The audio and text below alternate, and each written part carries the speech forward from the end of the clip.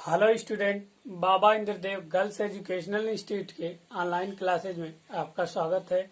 आज हम पढ़ेंगे डीएलएड फोर्थ सेमेस्टर में सब्जेक्ट शैक्षिक प्रबंधन और शैक्षिक प्रशासन, और हमारा पहला लेसन चल रहा है संस्थागत नियोजन एवं प्रबंधन।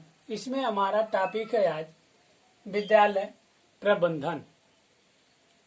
तो आइए स्टार्ट करते हैं और जानते हैं विद्यालय प्रबंधन क्या है। देखिए, विद्यालय प्रबंधन विद्यालय प्रशासन का एक अंग है, जिससे विद्यालय की विभिन्न क्रियाओं को चलाने के लिए प्रधानाध्यापक, निरीक्षक, शिक्षार्थी एवं अन्य कर्मचारियों की शैक्षिक उद्देश्यों की पूर्ति के लिए कार्य करते हैं।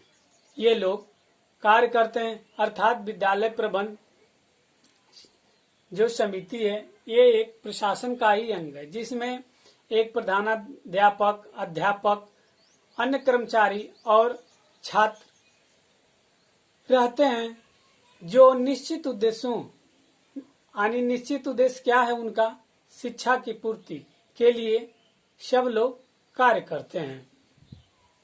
तो आइए देखते हैं विद्यालय प्रबंधन की जैसे परिभाषा है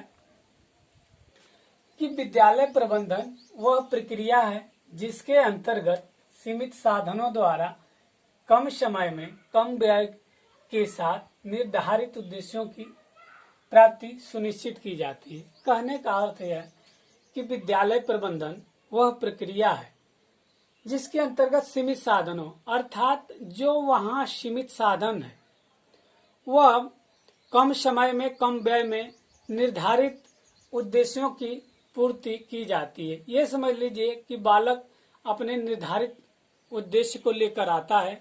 बालक का निर्धारित उद्देश्य होता है शिक्षा की प्राप्ति करना, और चाहे वो विद्यालय प्रबंध समिति या संस्था 1 से 5 तक है या 5 से ऊपर की क्लास की है, तो बालक सबसे पहले आता है जिस क्लास तक की शिक्षा ग्रहण करने, वहीं तक उसका उद्देश्य रहता है। वहां तक शिक्षा कंप्लीट करके फिर अन्यत्र जगह जाता है।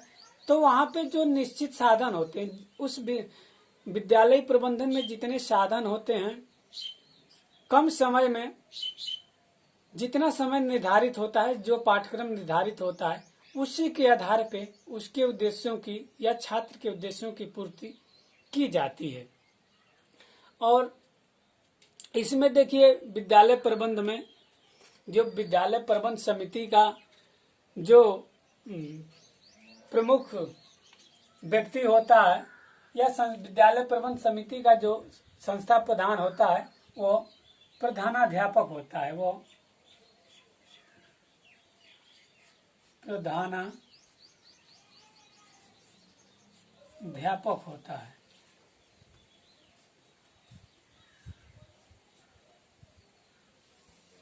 प्रधानाध्यापक होता है।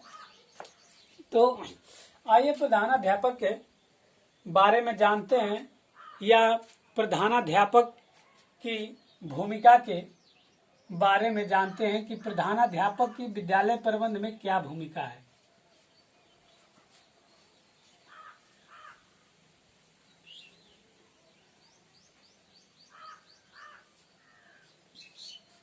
भूमिका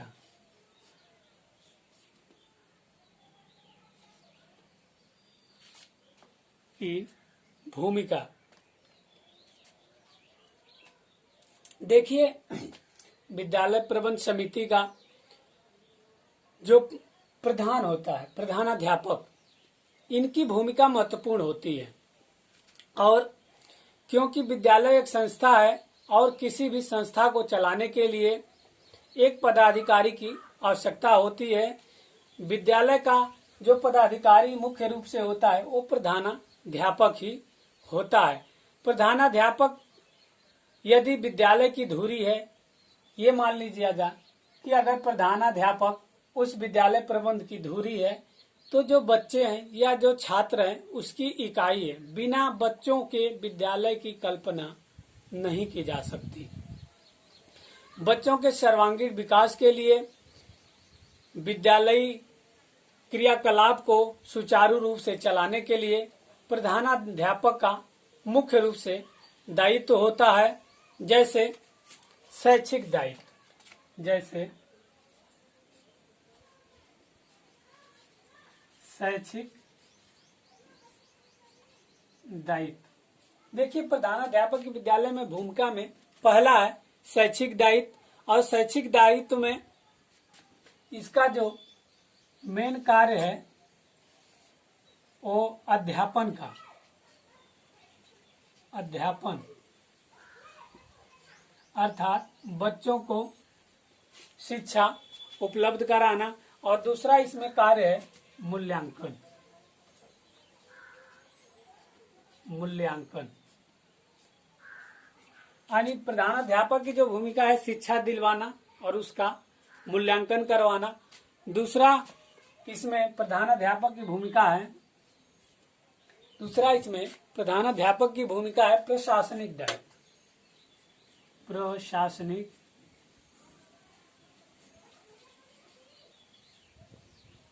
दायित्व।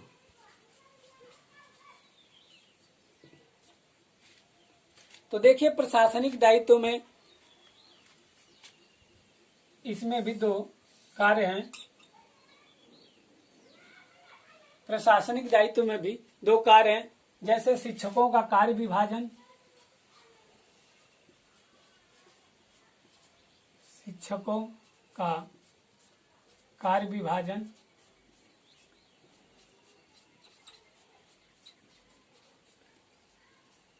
अर्थात शिक्षक के कार्य क्या हैं, उनके कार्यों का विभाजन करना, उनके कार्यों का बंटवारा करना। और इसमें अगला है विद्यालयी प्रशासन।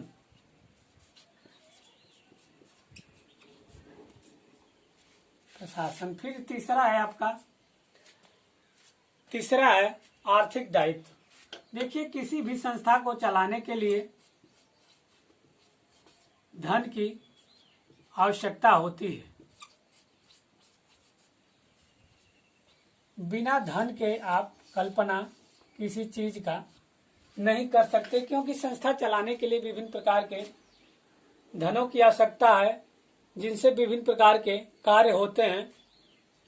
जैसे वेतन संबंधी, वेतन संबंधी, जैसे विद्यालय में जो भी कर्मचारी हैं उनके वेतन संबंधी कार्य किया जाना चाहिए। ये प्रधानाध्यापक की विद्यालय प्रबंध में भूमिका है।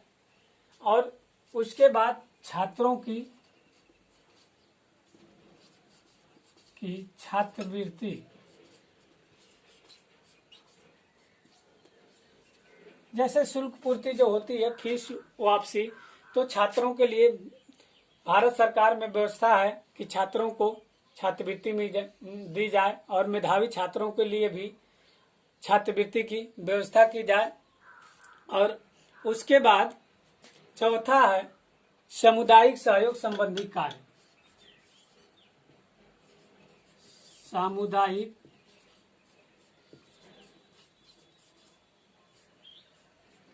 सहयोग संबंधी कार्य।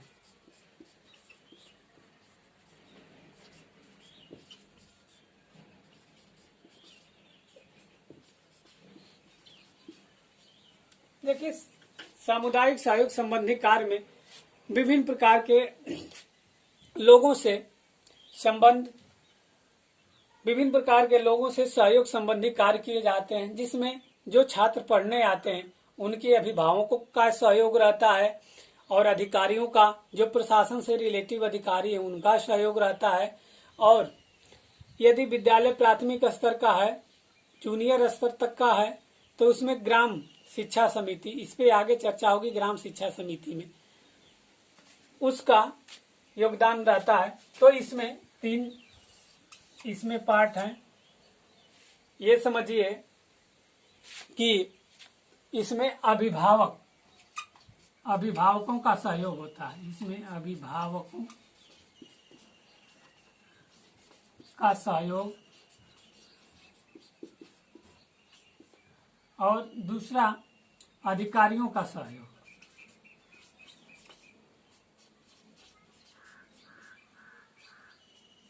और तीसरा ग्राम समिति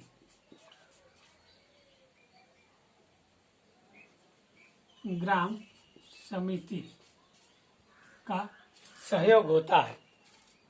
और इनके द्वारा ही, इन सहयोगों के द्वारा ही जो विद्यालय प्रबंध का जो मुख्य कार्य प्रधानाध्यापक होता है वो करता है। तो विद्यालय प्रबंध में प्रधानाध्यापक की भूमिका बहुत महत्वपूर्ण होती है। अब आगे हमारा टॉपिक रहेगा विद्यालय में संसाधन, विभिन्न प्रकार के संसाधन या विद्यालय प्रबंधन में प्रमुख संसाधन क्या क्या संसाधन है, जैसे विभिन्न प्रकार के संसाधन है, उनके कार्यों का बंटवारा किया गया है, तो वो जानेंगे। धन्यवाद।